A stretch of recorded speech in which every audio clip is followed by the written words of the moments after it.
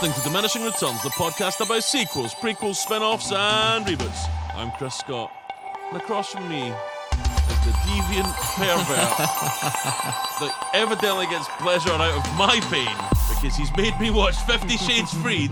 It's Mr. Alan Johnson. How do pod people?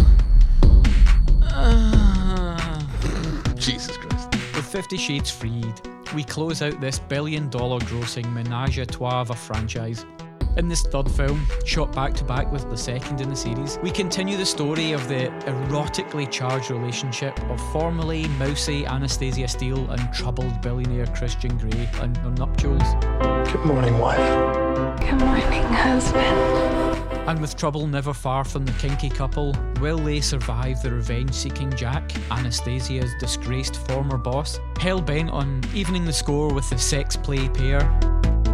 However, as the course of true love never runs smooth, let's hope this third coupling brings things to a satisfying climax. I just can't believe this is my life. So let's get this over with. That's what she said. Bah! Lots of sex stuff in that intro. Good work, Al. Okay, so just after Valentine's Day, this will have been released. Everyone will be in the afterglow of Valentine's Day. Yes, whereas we're in the afterglow of 50 Shades Freed. If you're a new listener, we did the first two films in this franchise, 50 Shades and 50 Shades Darker, last Valentine's. Mm-hmm. I listened back to that in preparation for this show, and I believe we both thought that while these were the two worst films we'd ever seen, possibly, the second one was better than the first one. Marginally better. Yeah, like the proverbial ball hair unit of measurement. Do you want punched in the face or punched in the dick? Which, very apropos in this situation, as Christian Grey would be like, hey, this is my sort of thing. So at no point are we going to be like, hey guys, you know it was a great film? 50 Shades Freed. It's terrible. Yeah. But where does this fall?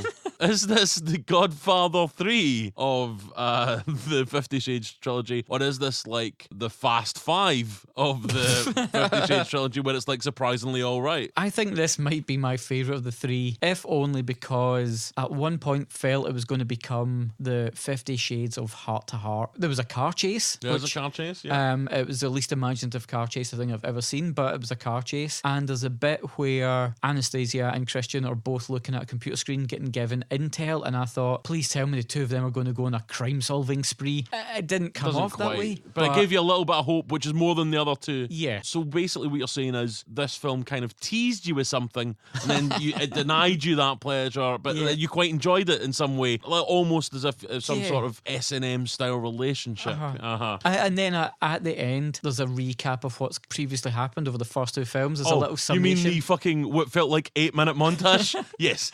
I mean, like not that they're padding out the running time, but this film does end with a recap of the films that preceded it for no reason at all. I kind of wish I'd just skipped to those last 10 minutes. I think I've mentioned this before on the podcast. There are exceptions. Mm-hmm. But as a rule, if I'm watching the film and I'm really enjoying it, there's maybe only a page or two of notes that I make. Yeah. The more I'm enjoying it, the less notes there are.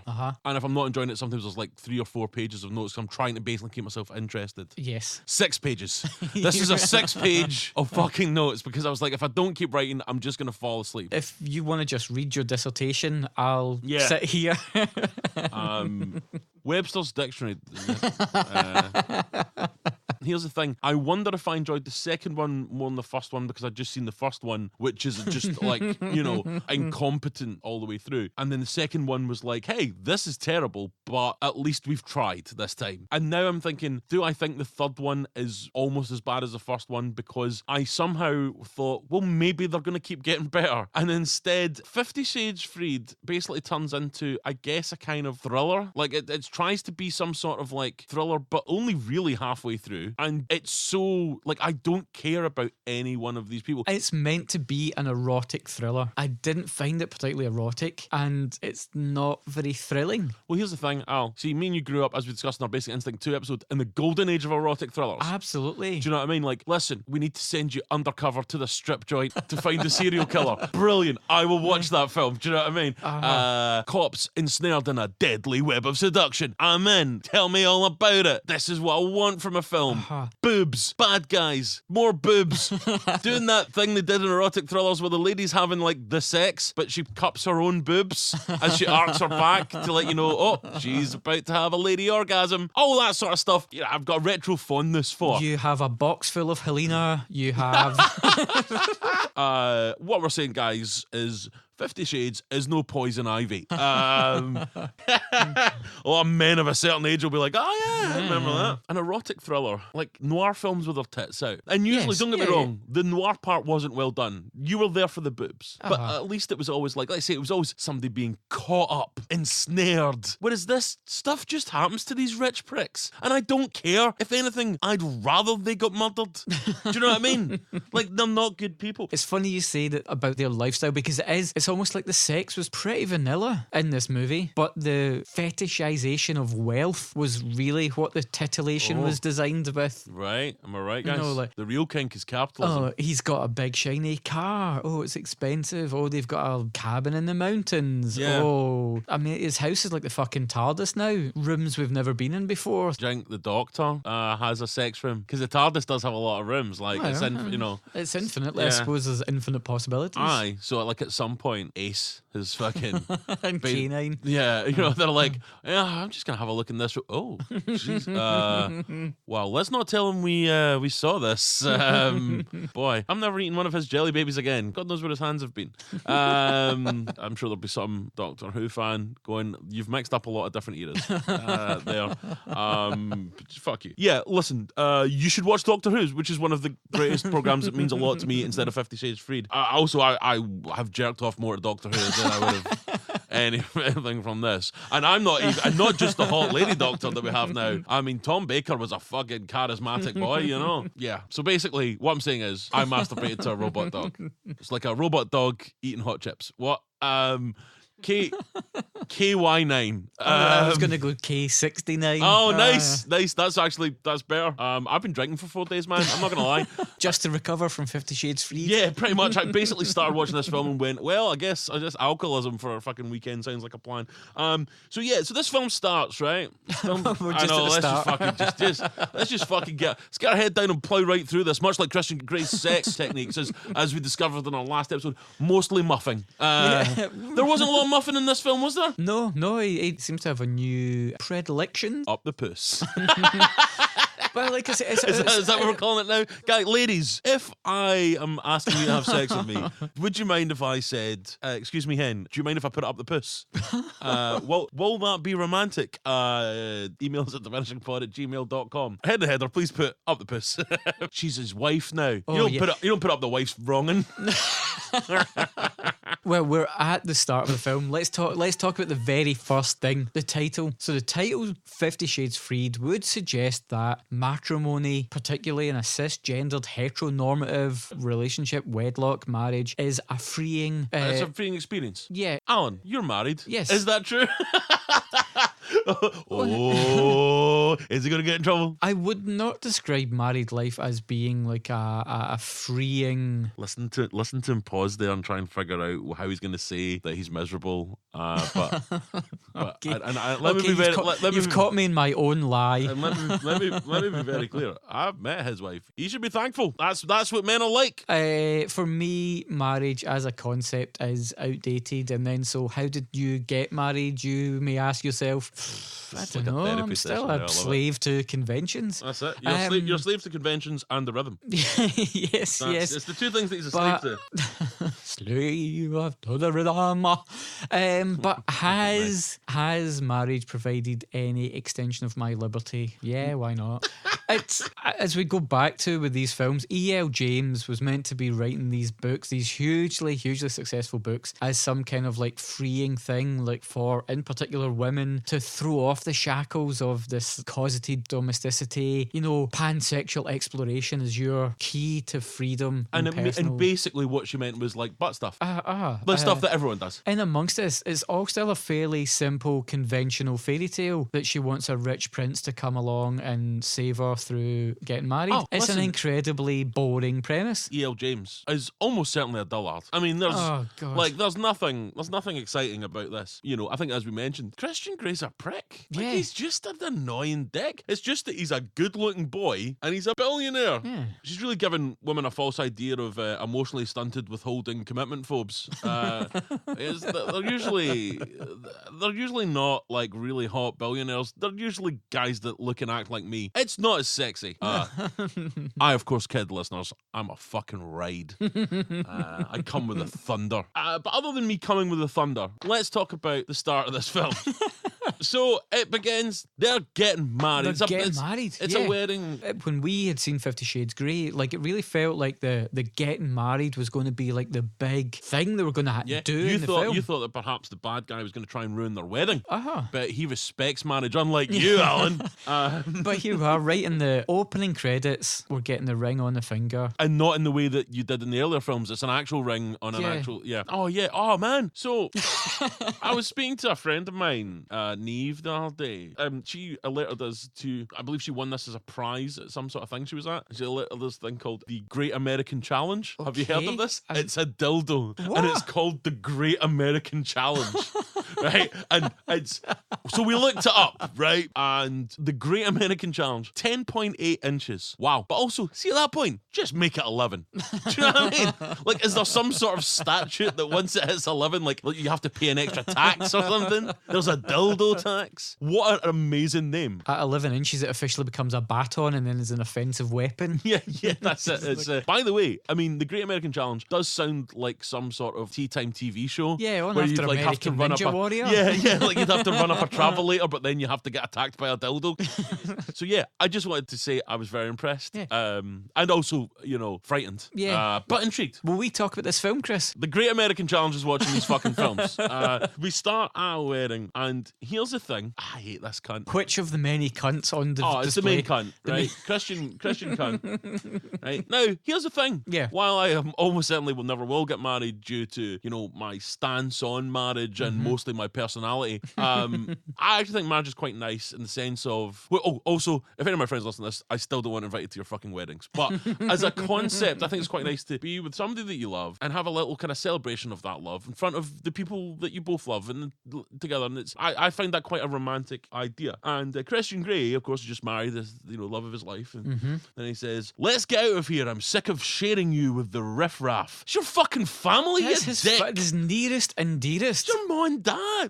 And also, your adopted mom and dad. Exactly. They fucking chose you. They didn't have to Exactly. fucking look after you. Which is vital to the plot here. We will find out later. Oh, Christ, right? I'm sick of sharing you with the riffraff. She should have went, "That's my dad." Exactly. You call my dad riffraff? He was in the later seasons of Due South and in Battlestar Galactica. You shut your fucking mouth, pal. You shut your goddamn mouth. Yeah, so like anybody does after your wedding, you just leave your own party. Oh, what mode of transport do they fuck off in? Private jet. It's a private jet, Alan, because they get out of the limousine, married to the billionaire who owns all these companies, Christian Grey, who she has seen be a billionaire for 2 films now. They open the door of the limousine and his private jet's there, and she's like, "You own this? You fucking idiot. He's a billionaire. You know he owns fucking shit like this." And again, this brings it back. I think the subtext of this film, maybe E.L. James is like a proper fucking satirist, man. Like, Boots Riley, you tried. Nice try, pal. Sorry to bother you, it was a decent flick, but not as good as this. Because in this film, the rapacious capitalist is taking advantage of somebody evidently with severe developmental problems. We've said it before, there's something not right about this girl. And this evil businessman is taking advantage of her and putting stuff up her brown one. Right? Honestly, I think she has a brain injury. I think, at the age of 10, she got hit with something and things aren't quite sticking. God bless her. And this guy's just like, "I'm going to shove stuff up her butt."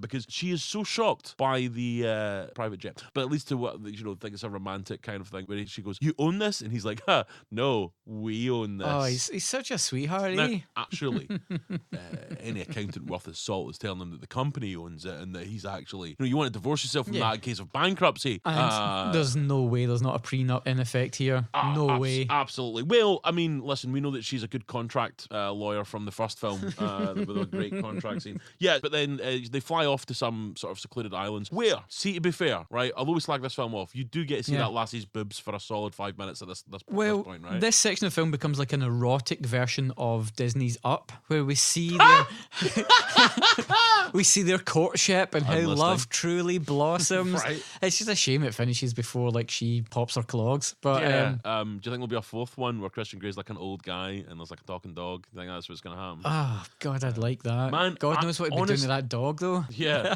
I mean, yes. Like you say, like wait, I want you to talk me more through this idea of a porno version of Up. I didn't say a porno version. No, that's what we're doing now because I said erotic. I think it's crucial that we have the delineation between eroticism and pornography. Yeah, but I am 100% filming a porn version of Up. It's just going to be called Up and in brackets The Wrongin'. So we get plenty of Anna's boobs here. You know, listen, I don't want this to just be like two seedy middle-aged men, but it is, so we're just going to have to deal with it. Well, and to be fair, she's got nice boobs. I don't know how you feel. I don't know. Let me be very clear. She has nice boobs. Okay, I didn't mean about the boobs, but well, we'll cover that momentarily. We're in the third film. Take into account everything from the whole trilogy. The characters in this film are wooden. The dialogue is so tin-eared. The performances are leaden, except for Jamie Dornan's pubes and Dakota Johnson's nipples. I think give the two best performances in this. I really felt emotionally connected to both the pubes and the nipples in this film because at least those were indicators of something about to happen. Humanity. That Something was about to go down. Am I right? Come on. So here's the thing, right? You're talking about performance stuff. You said in your intro the second and third film were filmed at the same time. Yeah. Do you think they were filmed in sequence? So by the time they got to this film, they were just tired? Because like, do you know what I mean? Because like, there's bits in the second film where I'm like, oh, they're kind of trying here and they're having a bit of fun with it. But in this one, honestly, I genuinely don't think you could get a performance like that without imbibing a cocktail of opiates. Like, I'll be Anastasia Steele, right? Role play, Right. very in keeping with the theme of the evening. Let me be clear, I've got great tits as well. And you be like one of Christian's like butlers or something asking me for something or asking me, do I want something? Miss Grey, would you like to come to the car, please? Yes, I would. It's like, wow, guys. Honestly, I'm like, is she doped up? It is and crazy. Also, he might be doped up as well, because obviously not only is his performance wooden, but remember, he's got weird eyes. He's just dilated the whole time. They look like he's on Eckies all the time. Check out his eyes, man. I mean, I'm not saying they're not like big pools of loveliness that you'd fall into, but there's also they're really weird that he might be on Eckies. I think the one thing that's truly missing from all of these films is any kind of sense of humour. Yeah. Especially any relationship you have has to have a bit of levity in it. Otherwise... Oh, listen, ladies, if you're thinking of hitting up the big man, you're going to be in for a good time because I will run all my new material by you over and over again and expect you to laugh every time. I'm a real cool guy. I'll also let you go halfers because I'm a feminist. So, yeah, it doesn't. So he's on Eckies, she's on opiates. They're both giving performances. Please cover up your boobs. I love you. You know what what's with the slut shaming right in the honeymoon? He's like, wait, that sounded so sexual when you said that. Put it right in our honeymoon. The thing is, Al, there's a bit where he says you won't. She's like, I'm not embarrassed. He goes, yeah, but what when your boobs are on the cover of some sleazy tabloid? Yeah, that's now if that's the reason that he wants her to cover up, do you know what you do? You go, listen, honey, I know you're not used to being in the public eye, but just to let you know, they will try and take pictures of your boobs. Listen, I don't give a fuck. Like, put your boobs wherever you want, but I just want, like, I don't want you getting blindsided for it, and I know, it might make you embarrassed. But he just throws like a shirt on her or something, like a fucking like a towel, brings out a hoodie, and he's like, put that on, and then he's like, right, get inside a tank, and then turn all the lights out in the tank. As much as this whole film is dull and boring, and I wouldn't even say like the shots of the boobs were exciting, at least there was boobs. Do you know what I mean? Like, at least there was a... It's like having McDonald's for dinner. It's certainly not hot cuisine, but it is sustenance for your body. That's what the boobs in this film are. They're the bare minimum. I swear to Christ, Alan, you're the worst human being I've ever met. You're worse than Christian Grey. Yeah, you're worse. Because at least he's rich and hot. You're not rich. I'm dark hair. Come on. He's got. You have weird eyes, but that's because you have been taking ecstasy.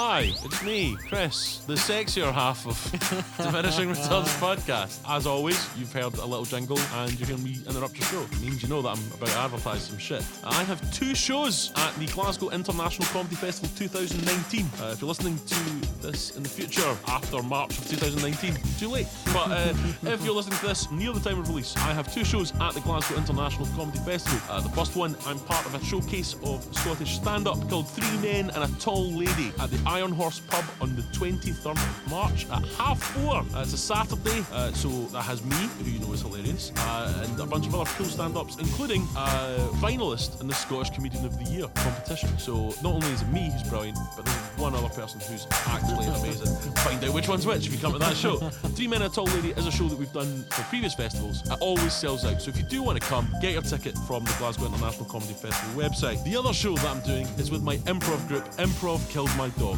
We're doing a show called Magnum PI. It's one of the dumbest things we've ever done. We did it at the Fringe last year. It was really good fun. So we're basically doing an improvised episode of a show that I have never seen, Magnum PI, and that is on Friday the 29th of March at 7:15 at Yes Bar. Tickets for both shows are available from the Glasgow International Comedy Festival website. So just Google Glasgow Comedy Festival, and that's 3 Men and a Tall Lady, which is a stand-up show, and Magnum PI, which is an improv show. If you're a fan of the show, come down and introduce yourself. Okay. So there's been a wedding. They're on holiday. Yeah. And then he gets a message on his computer. Dun dun dun. And it's like, oh, somebody snuck into your company's server room, got some old files and burnt the server room. Oh my God. Again, I'd like to point out, I don't think we know what business he's in. No. He's just in business. Yep. Business. Oh, they went to your business headquarters. What is it we do again? No one knows.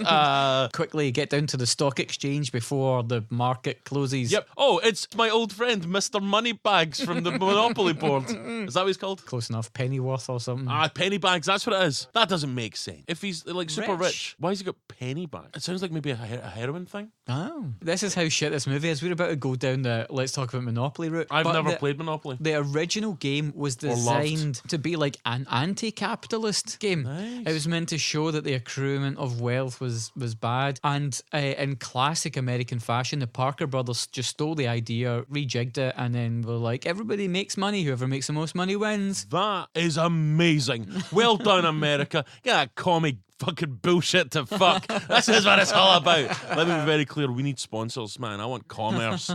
Right? I'm a dick, and being a rich dick would be much more fun. Like, it seems like he's putting up a lot of butts. I'm putting up some butts sometime, but I'm just saying I want to up my butt game. If you've been following this podcast, there's 2 things that I want to do this year. I want to double the amount of films I've seen, and I want to get more butt stuff. That's my 2 fucking challenges for this year. So they've been married. They're they're on holiday. They've found out. Oh my God, who is that? I don't know. And then who could it possibly be? Aye, and then Anastasia is like, wait, wind that film back a little bit, and they wind the film back. This is where I thought it was going to get like Heart to Heart or Mission Impossible, because it's all when they like, met, it was butt stuff. Me, I'm Max. I clean up that red room. I thought I'd be serving food. Instead, I'm cleaning jizz. Never be a butler. So they've got the footage of the guy in the hat, and there's all this like, who could that be? The thing is, it's like they just sort of zoom in, right? And it's really hard to tell that that's just a human biped. Yeah. And yet she's like, immediately, that's Jack, my old boss. Now, if you haven't seen the second 50 Shades film, if you're not familiar, Jack he was the boss of Anastasia at the publishing company she works in. Mm-hmm. Let me tell you about the publishing company she works in. Every scene that's ever set in any of these films in this publishing company, including the third one, basically goes a little something like this. This time, Alan will be playing Anastasia Steele, and I will be playing another employee of the book company. Come in. Hi, book stuff, bookity-book stuff, hardcovers, sales, font size, pages. Bye. It's like they just are like, what happens in a publishing house? Do they talk about font sizes all the time? Sure. Okay. Yeah. Let's just do that. So there's loads of like really awkward where they're talking about, it's like, I heard that you were attacked by some sort of mysterious man. Yeah. Oh, also make that font 12 points. Thanks. Because I'm a businesswoman. I do businessy stuff. I like how she's super slammed at work work. Like, she's so busy and she's got one book coming out by one, at the moment, unknown author. And actually, when they look at the sales figures, it's like, we've already sold 8 gazillion copies, but we haven't even done any press yet. Oh my lord. It's weird that somebody has had 3 books published and seem to have no grasp on it whatsoever. Yeah, this film is not like deep with research, do you know what I mean? But yeah, so Jack was her boss at the publishing company. Yep. He was obviously a wrong, and you could tell straight away he was like, I'm a sleazy guy. Yeah. I'm gonna try it on with you. I'm gonna do dirty stuff with you. Except I'm just slightly worse than the guy you're actually doing the dirty stuff with. Yeah. He of course tries it on with her, and then he gets sacked. Life is ruined, left in tatters. He blames Anastasia Sort Steele. of following him around by the end of the second film, and he's watching them as they get engaged, being like, I'm gonna fuck you guys up. So in this third film, it's like, he's now become like some sort of super sleuth. Like he's some sort of Jason Bourne guy who can. So, but also, right, here's another thing. Right now that I'm starting to think about this, the bit where he sneaks in, because it shows him sneaking into the building. Does he not just like get a pass from someone? Yeah, there's just like a bit where he walks up to the desk and they he's go, got a skip hat over his yeah, eyes. and he's like, "Can I have a pass, please?" And they're like, "Yes, here you go." I'm like, wait. It's like Jack Burton trying to sneak into the Wing Kong exchange. He's just like, I've got a telephone here. Surely I'm here to fix something. Is it just through here? Okay, bye-bye. Except that was more well thought out. He literally just walks up and they're like, "Here's your pass, sir." So evidently, by the way, every single room in that headquarters, you know what I mean? Like, and set the server room on fire. Literally doesn't know how backups work. I mean, maybe review your security fucking stuff. And also, maybe somebody at the front desk goes, "Hi, what are you here to do?" Instead of just, you're like, "Hi, can I get a pass, please?" Well, why, sure. He's in there like he's going to be doing some painting and decorating or something. What the fuck? So anyway, it's not well written. I know. I've just broken your fucking illusions there. But yeah, he sabotages the server. Yeah, but they don't know what he took. Oh, everyone's in danger. Yeah. Now, at this point, I really thought they were going to go on a globe-trotting adventure to get the memory stick back that had all the vital business information on it. Yeah, and they were going to track him down, thwart his revenge plans, and then like just swan off into the sunset like the happy couple. Aye. But no, it's with him just with a gimp mask just fucking whipping on shit. Yeah, it's just like It's like Indiana Jones except with a gimp mask. The ass crusade, am I right, guys? But anyway, honeymoon's over because we've got to just return to normal life because somebody's been in the server room. That's what I was wanting to ask you, right? Does anything come with the server stuff? No. I mean, like he spends all his time getting in the server, but he doesn't use it to blackmail. He doesn't use it to short sell. Or why are you in the server, mate? Yeah, I'm sorry to break this to you. E.L. James doesn't know what she's doing, and I know that's your favourite writer. Why was he in the server room? If it was paid off, I have no fucking clue. It doesn't. Obviously, it's like, he's like a bad version of Christian, right? When actually he's pretty similar to Christian. There's only a slight difference. The hero and the villain are kind of two sides of the same coin, right? Both of them are fucking idiots. This man has managed to break into like the world headquarters of some business that is so fucking successful. He stole secrets from them. Yep. Oh, and by the way, there is another fucking businessman we get introduced to who hates Christian Grey. Sell it to that guy. You could literally be like, "Mate, I've got all Christian Grey's fucking business stuff here." "Oh, what kind of business stuff?" Businessy stuff. I don't know what he does. Will you give me $2 million and I will fuck off? Will you give me $10 million and let me open my own publishing house? Yeah. Where I can sexually assault more of my staff? Because that's the crazy revenge-seeking bad guy I am. Mwahaha. It doesn't make any fucking sense. But, so that's happening. At the same time, there's other important shit going on. Because this film is a fucking thrill ride, man. Right? Because not only is there this madman who's trying to destroy our heroes, our lovebirds, our heroes, the people that we've grown to fucking admire so much throughout this franchise. Not only that, but also there's an architect who's got tits and is like a bit flirty. So, I mean, I was like, God, this is like Mad Max Fury Road. I don't know when I'm going to be able to breathe out. Oh, look, they've bought a house. Oh, cool. Prior to that, there's the when she returns to work and she's talking about font sizes and whether it's a hard or a soft cover. Make it Helvetica. No, Comic Sans. She's that publishing house that has this fucking moron as a fucking employee. I've just got the galleys back. Unfortunately, it's been printed in wingdings. Yeah, like, yeah, okay, fine.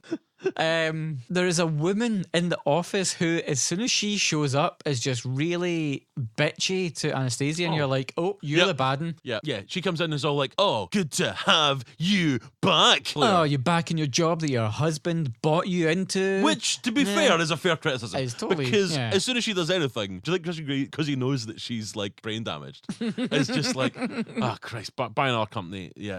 No, we need to just keep hiring these fucking idiots to just sort of cause at her because she cannot function. I need another sandbox for the...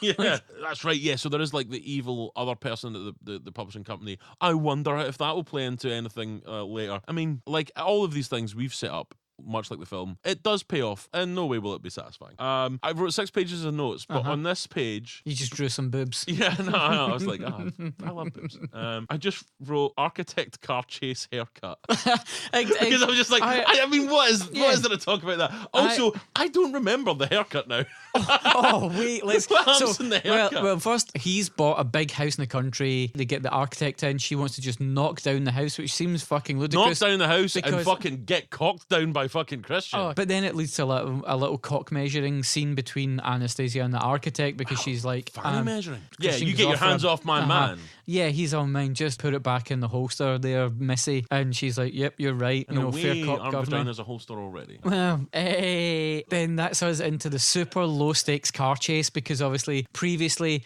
Christian hadn't let Anna drive the car because he's all like, no, I'm the man drives, the lady cooks the dinner. To be fair though, Anastasia can't walk through fucking doors without tripping, so I mean, I wouldn't let her fucking touch my sports car either. But then somehow she ends up at the wheel in this like crazy car chase, which is hardly like Ronin or French Connection. Yeah, but also that's the thing, the car chase, it's like, I wonder who's going to win, the guy in the normal car or the rich guy in the sports car. The rich guy in the sports car with the security team, who are also meant to be intercepting threats. I say, so this is already at this point, as I say, my fingernails are into the couch side because I'm just like, you've paid for the whole seat, you only need the edge. That's it, I've lived the dream. And then they're like, we looked at the CCTV footage, it wasn't a man driver, it was a lady driver. That's right. And it's like, oh my god, I wonder who that can be. You've already figured it out. Yeah. So that's right, she gives him a haircut. But it's crucial to everything, so it's a sensual haircut. She's like, I'll cut your hair, I'm your wife, I'll cut your hair. Ooh, where are the scissors? And you're like, look at this fucking billionaire who clearly has a grooming regime, and he says the scissors are in my desk. That's right. So she goes to the desk and she's like, oh, I'll go through the drawers, and she finds the gun, and now we've got Chekhov's gun. That's it's amazing. Yeah, you're right. So surely he'll have scissors in the bathroom, which is my favourite beat song. Scissors in the bathroom, can't you see? No, she finds a gun, and I was really hoping it was going to be like when Homer gets a gun in The Simpsons and is just using it to switch off lights and open beer. Yeah. She was going to cut his hair with a gun. It's just like, and it's an illegal gun as well, because it's from that psycho in part 2 that was there to kill him. He just kept a gun he didn't want. By the way, see if you're listening to this right now and we're like, she finds a gun, it's from the psycho that tried to kill him in part 2. You might be fooled into thinking these films are enjoyable.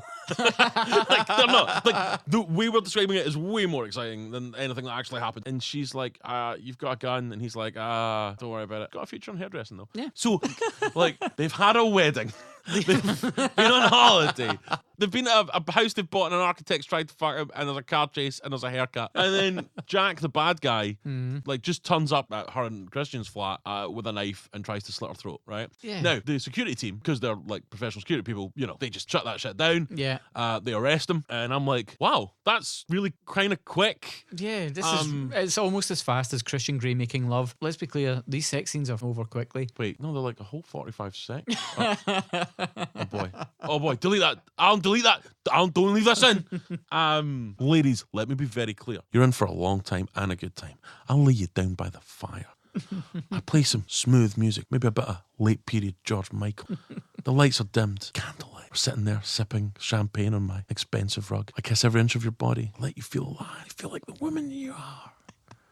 And then I muff you. I give you a good old muffin.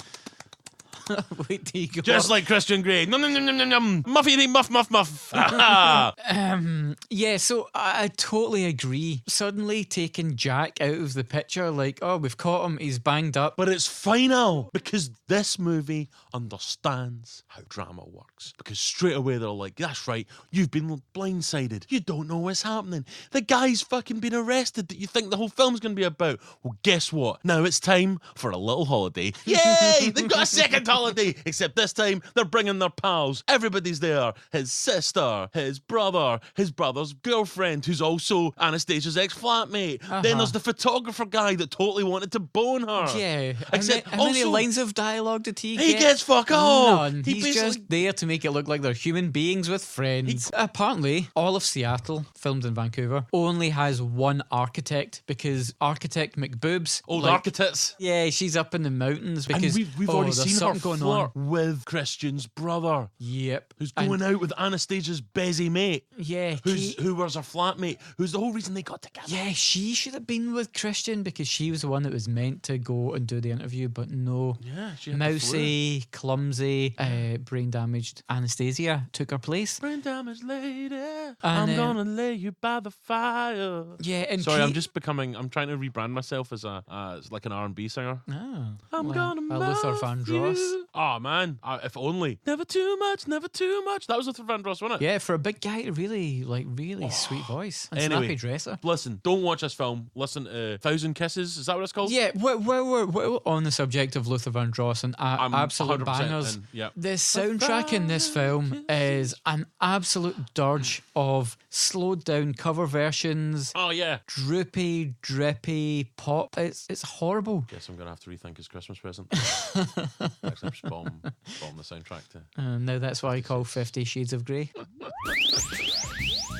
If you want to tell us how you feel about these films or just how you feel in general, you can contact us in a variety of modes. You can email us at diminishingpod@gmail.com. On Twitter, you can get us at diminishingpod. On Facebook, we are Diminishing Returns Podcast. And you can tag us and stuff on Facebook by putting at Diminishing Returns Pod. On Instagram, at Diminishing Pod, we have a blog, diminishingpod.wordpress.com. On YouTube, you can just search for Diminishing Returns and you'll probably find us. We're also on Spotify, so if you prefer to listen to your podcast on Spotify, you can listen to us on the same platform that pays Daft Punk like 12 pence a year, which would be great. We are an independent podcast, guys, so what I would ask of you is that if each listener here to think of one person that would enjoy this podcast. You must have a friend that likes cool movies and can handle a lot of dirty talk from me, mostly. Just think of one person and send them a link to the specific show or like an episode you loved of the show or you think that they would love. Send them a specific link, or when you're out with them, take their phone or iPad and put the show into their podcast catch or wherever they get it. For you, the regular listener, you're thinking, what can I do to help? You can rate and review us 5 stars, don't be a cunt, on iTunes or wherever you get your podcasts. That really helps new people find the show. Thanks, guys. So now we're up a mountain and they can go shopping for funky But clothes. architects, Anastasia basically keeps seeing Christian's brother with the architects and is like, oh my god, is she trying to fuck him? And if he's cheating on my pal, Yep. don't worry guys, Christian's brother was asking her what sort of engagement ring he should buy because he's going to get married to her pal. And that is the worst lie I've ever heard, because she's definitely trying to fuck him. She's 100% trying to fuck him. And he has boned this architect and been like, oh yeah, I'm a piece of shit. I'm just going to get engaged to somebody else. And they have bought this lie. That's the only way I can have sat through this holiday segment of this film, because I'm like, the only thing that is making me happy is that some of these characters are being fooled and that they have horrible lives. That's the only thing that's keeping me going. But listen, Alan, I know what you're thinking. Can there be more? Yes, there fucking can, my friend. We've had a wedding. We've had a holiday. We've had architects, car chases, haircuts, and another holiday. Then when we get back to Seattle... Oh, wait, you're going to skip over ice cream sex? Oh, that's right. That's right. We had a wedding. We had a holiday. We had car chase, architects, hairdressers, a second holiday. And during that second holiday, she eats ice creams and gets it up the puss. I don't like food in sex play. I like food, I like sex. Never the twain. Absolutely with you. Though after both, I do have to comb stuff out my beard.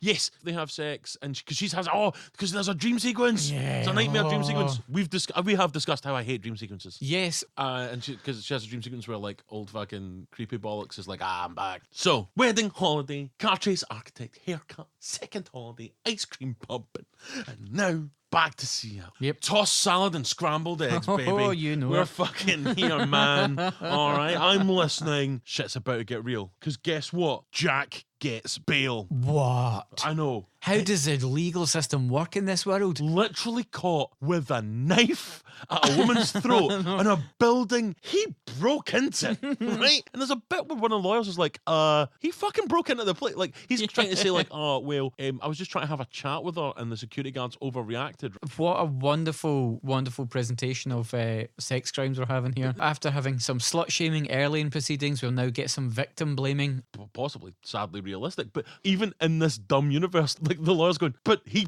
didn't just have a chat, he broke into a billionaire's fucking apartment complex, which I'm sure has pretty good security. And then, what goes unsaid is he has a knife at her throat. Yeah. Well, £25 bail. Off you pop. Holy shit. Can anything else stressful happen to poor Anastasia? Oh, what's that? What's that, guys? Anastasia gets pregnant. Oh my God. What? And by the way, this made me laugh so hard. You remember why she's pregnant? I mean, obviously she got pumped and sperm entered and up the thing and it goes to the eggs, right? I know how the fertilization process works. Good, yes. good. Like a mummy and a daddy love each other. But then the stork brings the baby. Yeah, that's right. Hey, they're modern people. Surely they have some sort of contraception. They have some kind of contract stipulating what contraception she is on, because that's how normal people do stuff. This dumb character forgets to re-up her contraception, right? But she's like, isn't the chip like 100% effective? She's like, yeah, when you come in and get it redone when we tell you. Look how busy she's been though. She's got married, had a holiday, had a car chase, another holiday, ice cream sex. Tough.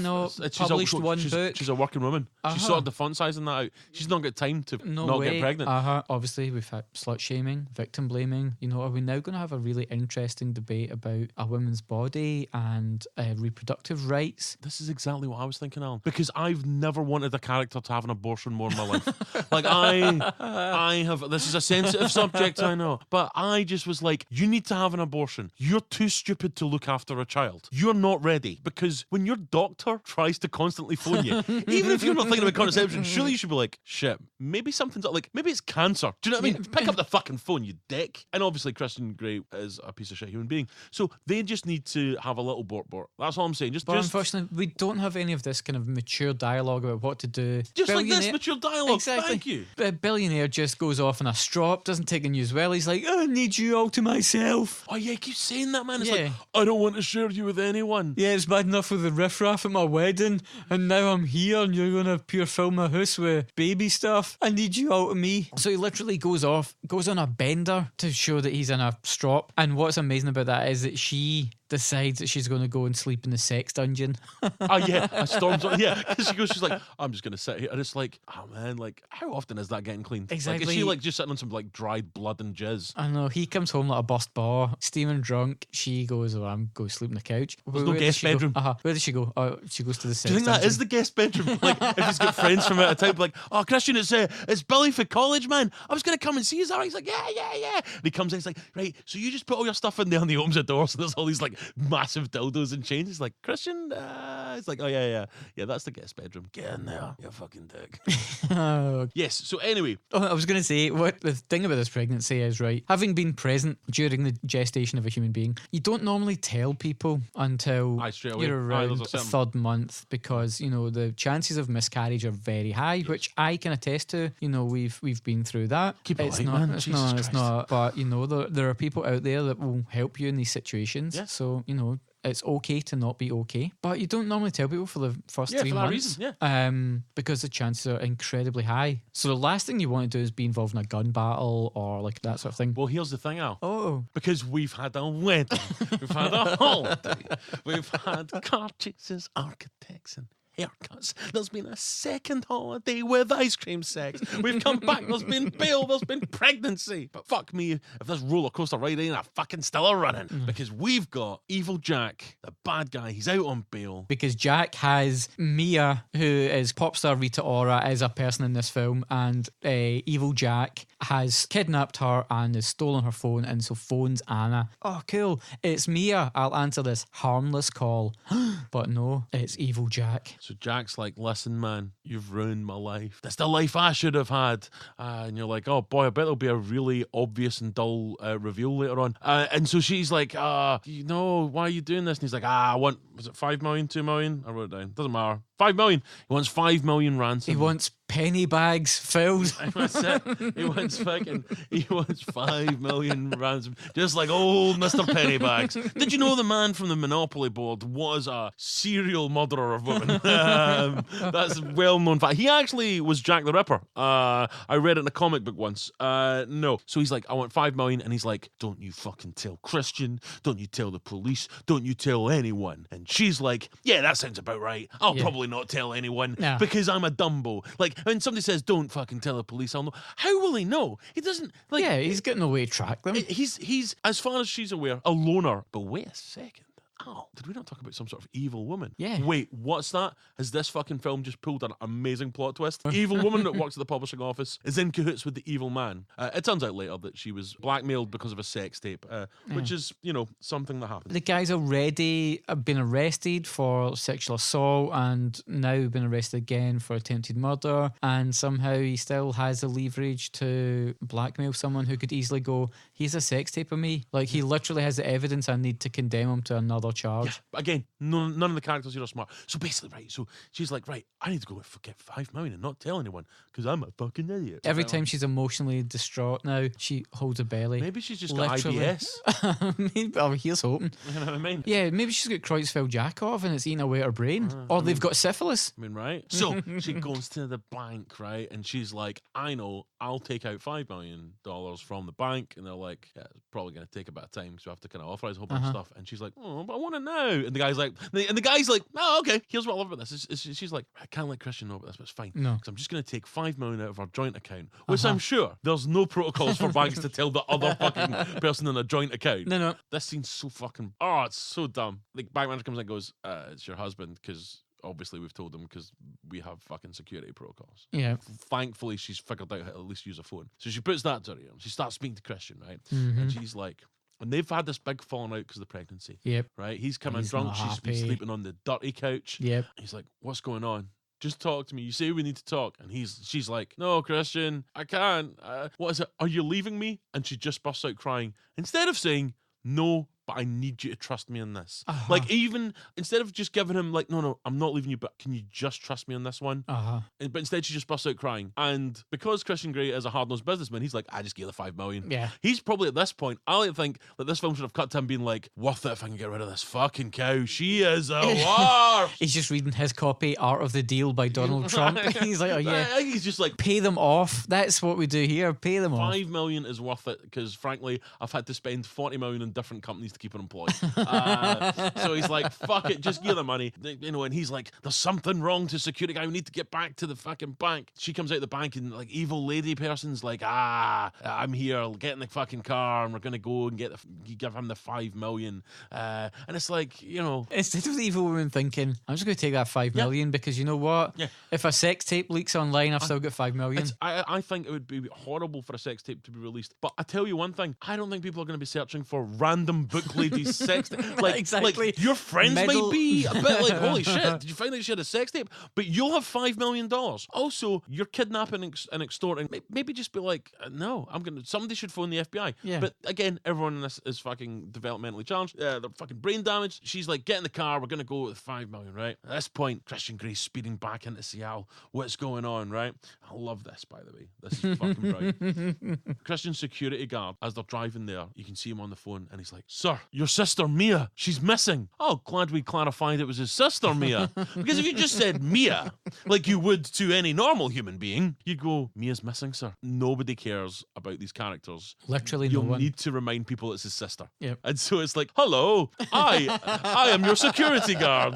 We are looking for your sister, Mia, who you may remember for some pop hits. It's terrible. Now, here's where I thought maybe this film's about to pull the greatest ending of all time. And I was 100% gonna be like, it was worth watching this fucking 2.9 films of doggerel for this like one ending bit. Because she's going there to give the money to evil Jack to get the sister back. And I just thought, like, he's fucking John Wick in this stuff, right? She's like a female John. She gets there, right? She's like, fuck you, man. You know, I'm gonna deal with this myself. She's this like sort of slip of a girl, you know, and this evil guy thinks he's better, hits her with a gun, punches her on the face, and fuck is like, yeah, I'm a bad guy. At which point, you know, the blood comes down her lip. She just looks up and goes, you think that's sore? I've had stuff up my butt.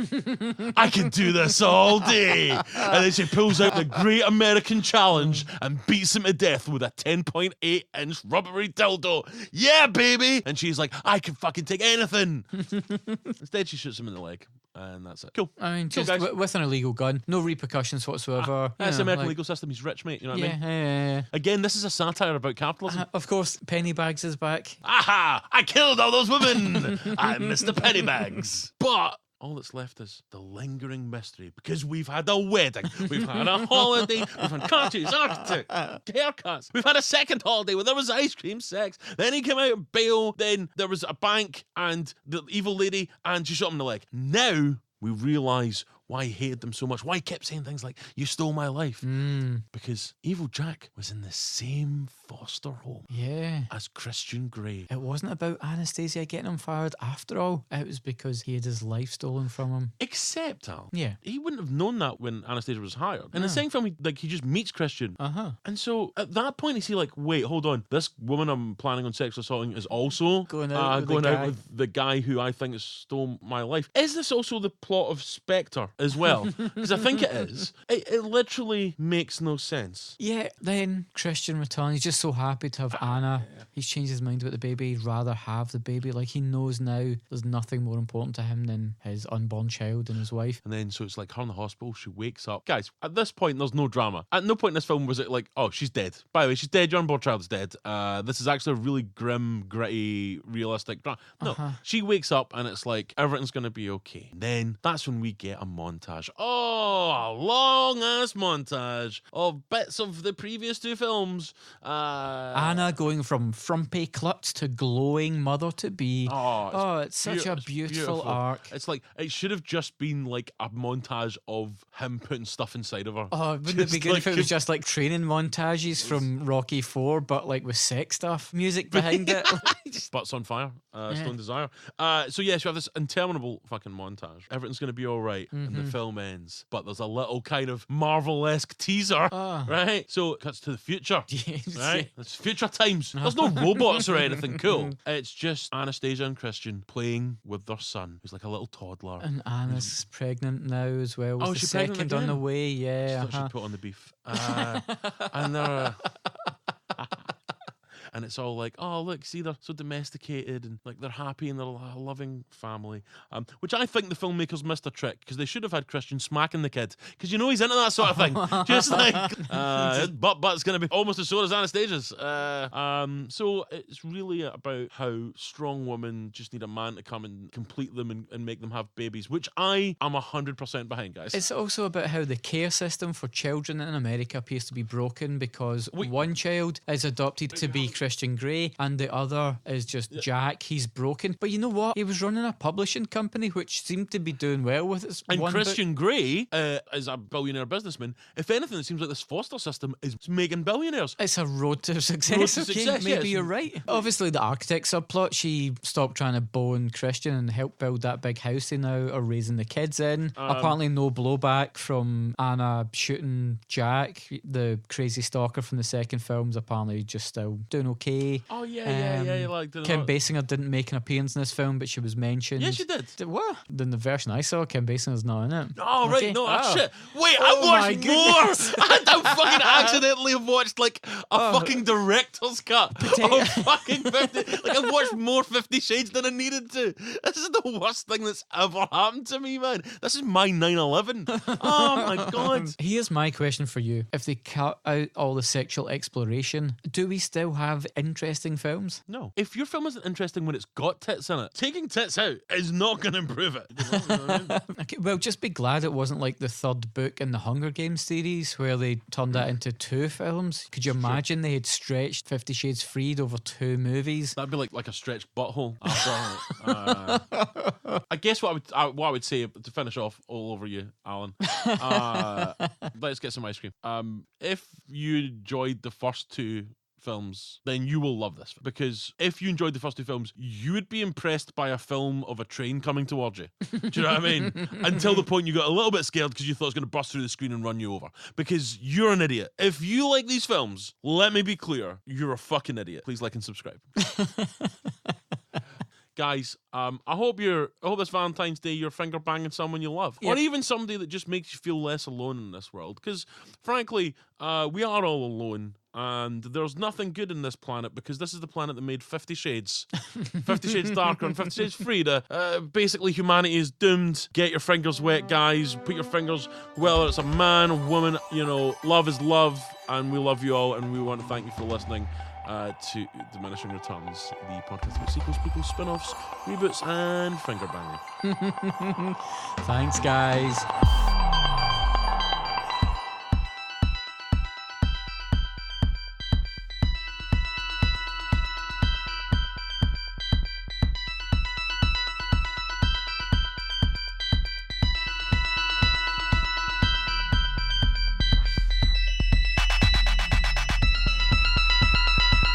Holy shit! Speaking of controlling older men, holy shit! I'm the Anastasia Steele. I'm the winsome fucking, possibly brain damaged person to fucking Alan's cold, steely fucking bastard.